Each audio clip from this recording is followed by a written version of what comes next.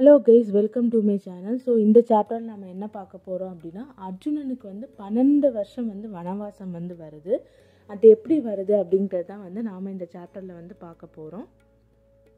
திரௌபதியை பஞ்ச பாண்டவர்கள் வென்றுட்டாங்க அப்படிங்கிறது விதுரருக்கு தெரிய வருது. அவர் நேராக திருதராஷ்டிரத்தை இந்த மாதிரி ஹஸ்தினாபுரத்துக்கு ஒரு நற்செய்தி அப்படிங்கிற மாதிரி கத்திக்கிட்டே சொல்கிறாரு.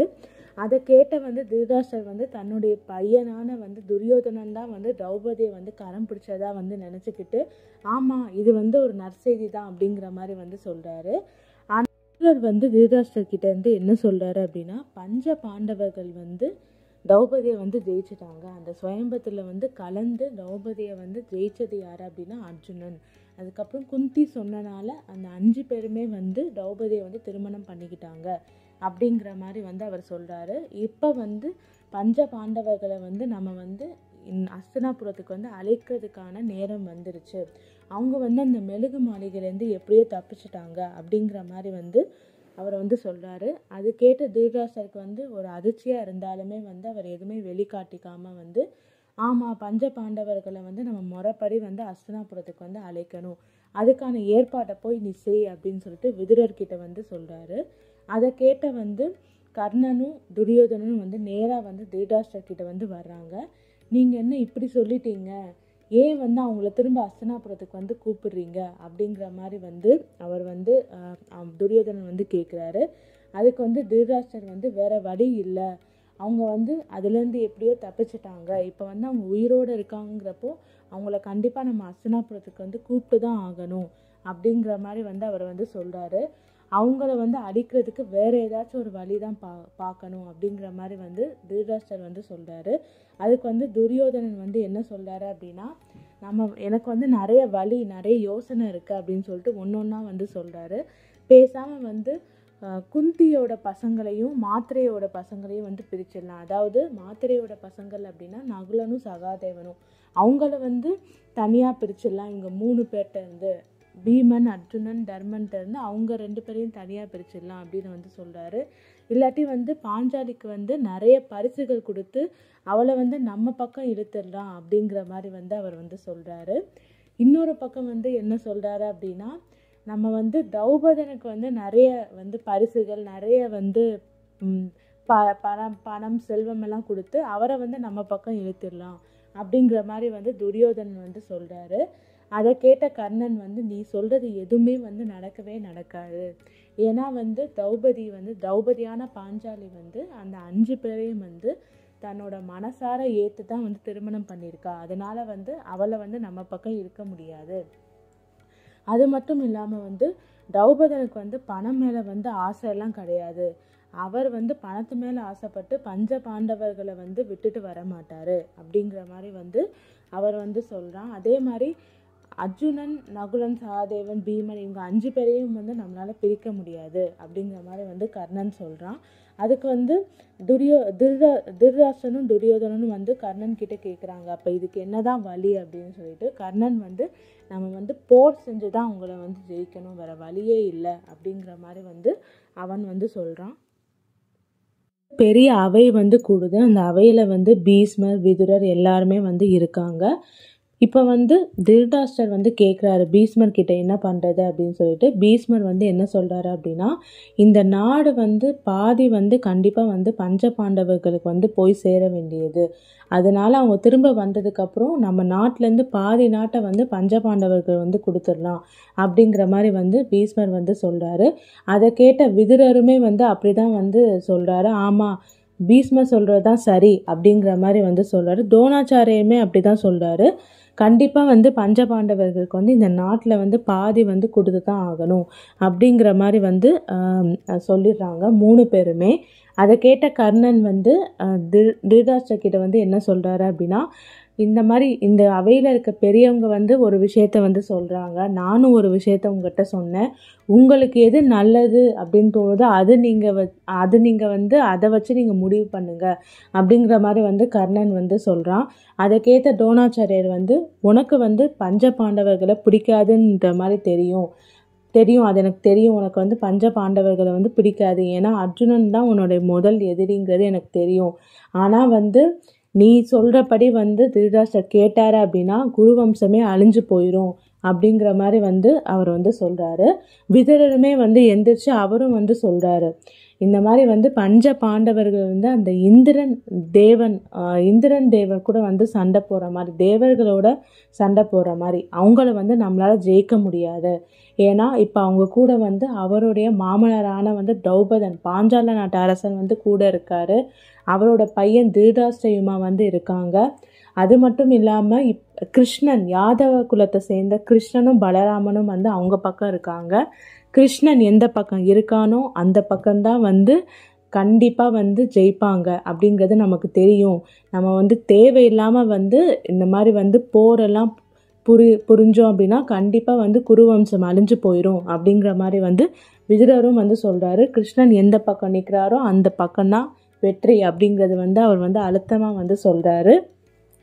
திருதராஷ்டிரர் வந்து விதுரர் சொல்கிறத வந்து ஒப்புக்கொள்கிறாரு. அது கண்டிப்பாக வந்து சரிதான், நாங்கள் வந்து இந்த நாட்டை வந்து பாதி வந்து பஞ்ச பாண்டவர்களுக்கு வந்து கொடுத்துடலாம் அப்படின்னு சொல்லிட்டு அவர் வந்து நிறைய பரிசுகளை வந்து திரௌபதன் கிட்ட வந்து அனுப்பி வைக்கிறாரு. அது மட்டும் இல்லாமல் பஞ்ச பாண்டவர்களையும் திரௌபதியும் ஹஸ்தினாபுரத்துக்கு வந்து அனுப்பி வைக்க சொல்லி அவர் வந்து சொல்கிறாரு.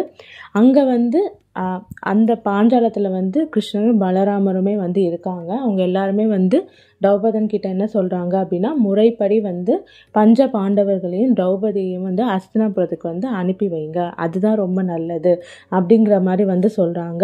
அவங்க சொன்னபடி வந்து திரௌபதன் வந்து என்ன பண்ணுறாரு அப்படின்னா, ஒரு நல்ல நாளில் வந்து திரௌபதியும் பஞ்ச பாண்டவர்களையும் வந்து ஹஸ்தினாபுரத்துக்கு வந்து அனுப்பி வைக்கிறாரு. அவங்களோட வந்து நிறைய செல்வங்களும் பரிசுகளும் வந்து ஹஸ்தினாபுரத்துக்கு வந்து அவர் வந்து அனுப்பி வைக்கிறாரு.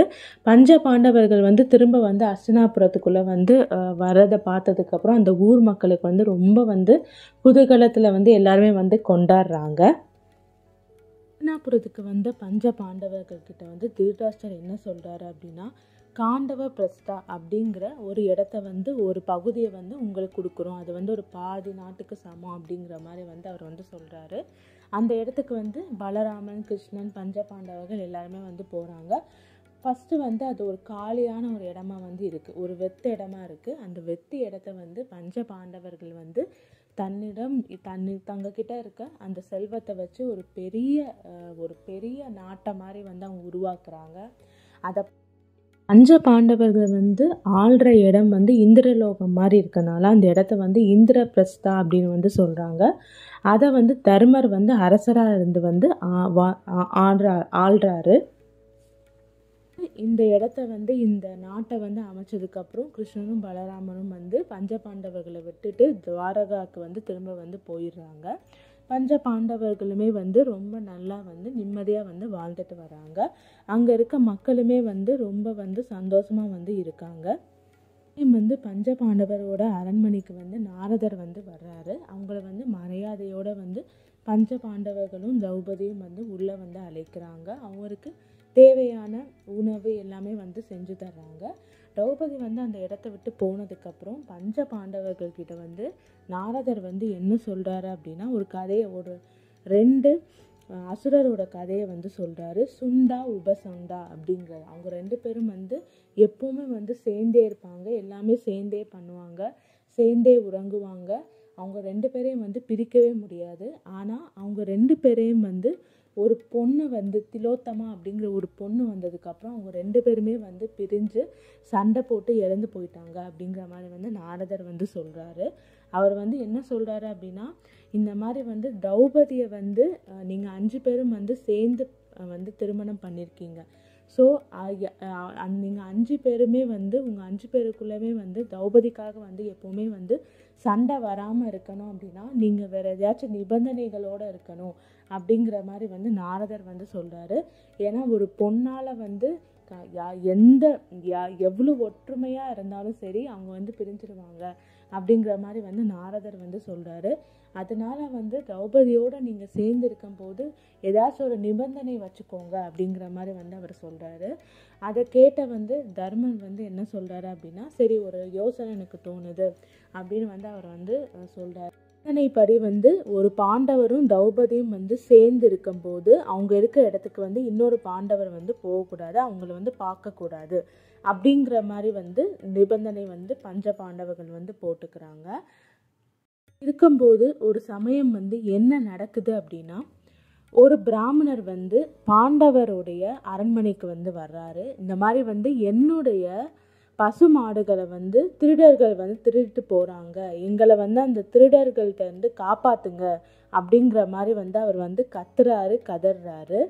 அர்ஜுனன் வந்து அப்போ வந்து அங்கே இருக்காரு. அர்ஜுனன் வந்து என்ன நினைக்கிறாரு அப்படின்னா, இந்த பிராமணரை வந்து எப்படியாச்சும் வந்து காப்பாற்றணும் அப்படின்னு நினைக்கிறாரு. ஆனால் அர்ஜுனனுடைய வில்லம்பு எல்லாமே வந்து எங்கே இருக்குது அப்படின்னா, திரௌபதியும் யுதிஷ்டனும் வந்து சேர்ந்து இருக்கிற அந்த அரண்மனை அந்த இடத்துல வந்து இருக்குது. இப்போ வந்து அவர் வந்து அவருடைய வில்லையும் அம்பையும் போய் எடுத்துகிட்டு வரணும் அப்படின்னா யுதிஷ்டரையும் திரௌபதியும் வந்து பார்க்க வேண்டிய ஒரு கட்டாயம் வந்து அவருக்கு இருக்குது. இப்போ வந்து அர்ஜுனன் வந்து யோசிக்கிறாரு, எப்படியாச்சும் வந்து இந்த பிராமணரை வந்து நான் காப்பாற்றியே ஆகணும் அப்படிங்கிற மாதிரி அவர் யோசிக்கிறாரு. இன்னொரு பக்கம் அவருடைய வில்லும் அம்பும் வந்து இருக்கிற இடத்துல வந்து திரௌபதியும் யுதிஷ்டனும் வந்து இப்போ வந்து இருக்கார், தர்மனும் வந்து இருக்காங்க. இப்போ அங்கே வந்து இவர் போயிட்டாரு அப்படின்னா இவர் வந்து அந்த விதியை வந்து மீறுற மாதிரி இருக்கும். இருந்தாலுமே வந்து பரவாயில்ல, நான் 12 வருஷம் வந்து வனவாசம் போனாலும் பரவாயில்ல, எப்படியாச்சும் இந்த ஏழை பிராமணனை வந்து நான் காப்பாற்றியே ஆகணும்னு சொல்லிட்டு அர்ஜுனன் வந்து என்ன பண்ணுறாரு அப்படின்னா, நேராக வந்து யுதிஷ்டரும் திரௌபதியும் சேர்ந்து இருக்க அந்த இடத்துக்கு வந்து போகிறாரு. யுதிஷ்டன் கிட்ட வந்து சொல்கிறாரு, இந்த மாதிரி வந்து ஒரு பிராமணரோட பசுமாடுகளை வந்து திருடர்கள் வந்து திருடிட்டு போயிட்டாங்க, அவங்கக்கிட்ட வந்து இந்த நாட்டு மக்களையும் அவரையும் காப்பாற்றணும், அவங்க திருடி போனால் அந்த பசுமாட்டையும் வந்து எப்படியாச்சும் அவங்கக்கிட்ட வந்து திரும்பி இவங்கக்கிட்ட வாங்கி தரணும் அப்படிங்கிற மாதிரி வந்து அவர் சொல்லிட்டு அவருடைய வில்லையும் அம்பையும் வந்து எடுத்துகிட்டு போகிறாரு. அந்த பிராமணர் வந்து திருடர்கள் எங்கே இருக்காங்க அப்படிங்கிற அந்த இடத்த வந்து காமிக்கிறாரு. இவர் வந்து எல்லா திருடர்களையும் வந்து என்ன பண்ணுறாரு அப்படின்னா, அந்த திருடர்கள் எல்லாரையும் வந்து அழிச்சிட்டு அவங்க திருடர்கள் திருட்டு போன அந்த பசு மாடுகளையுமே வந்து மீட்டுட்டு திரும்ப அந்த பிராமணர்கள்ட்ட வந்து கொடுத்துட்றாரு. இப்போ வந்து யுதிஷ்டன் கிட்ட வந்து நேராக போய் சொல்கிறாரு, இந்த மாதிரி நான் விதியை வந்து மீறிட்டேன், அதனால் வந்து நான் 12 வருஷம் வந்து வனவாசம் போகிறேன் அப்படிங்கிற மாதிரி வந்து அவர் சொல்கிறாரு. அதுக்கு வந்து யுதிஷ்டன் வந்து என்ன சொல்கிறாரு அப்படின்னா, நீ ஒரு நல்லது செய்ய தானே வந்து இப்படி பண்ண, அதனால் உன் மேலே எந்த தப்புமே இல்லை அப்படிங்கிற மாதிரி வந்து அவர் சொல்கிறாரு. இல்லை, வந்து போட்ட நிபந்தனையை வந்து மீறிட்டேன், ஸோ அதனால் கண்டிப்பாக அதுக்கான தண்டனையை வந்து நான் அனுபவிச்சே ஆகணும் அப்படின்னு சொல்லிட்டு அர்ஜுனன் வந்து என்ன பண்ணுறாரு அப்படின்னா 12 வருஷம் வந்து வனவாசத்துக்கு வந்து கிளம்புறாரு. அவர் வந்து பல துறவிகளோடு வந்து சேர்ந்து வனவாசம் போகிறாரு. ஸோ அவங்களோட வேலை என்ன அப்படின்னா, இந்த நாட்டோடைய பல கதைகள், பழமை வாய்ந்த கதைகளை வந்து நிறைய மக்கள்கிட்ட போய் சொல்லிகிட்டே இருக்காங்க. அவங்களோட சேர்ந்து இவரும் வந்து என்ன பண்ணுறாரு அப்படின்னா வனத்துக்கு வந்து போகிறாரு 12 வருஷம். இந்த சாப்டர் வந்து இதோட முடியுது. இந்த சாப்டரில் வந்து அர்ஜுனனுக்கு வந்து எப்படி 12 வருஷம் வனவாசம் கிடைக்குது அப்படிங்கிறத வந்து பார்த்தோம். அடுத்த சாப்டரில் வந்து அந்த 12 வருஷம் வனவாசத்தில் வந்து அர்ஜுனனுக்கு என்னெல்லாம் நடக்குது அப்படிங்கிறத வந்து நம்ம பார்க்க போகிறோம். தொடர்ந்து மகாபாரத கதையை கேட்குறதுக்கு என்னோடய சேனல் லைக் பண்ணுங்கள், கமெண்ட் பண்ணுங்கள், சப்ஸ்கிரைப் பண்ணுங்கள்.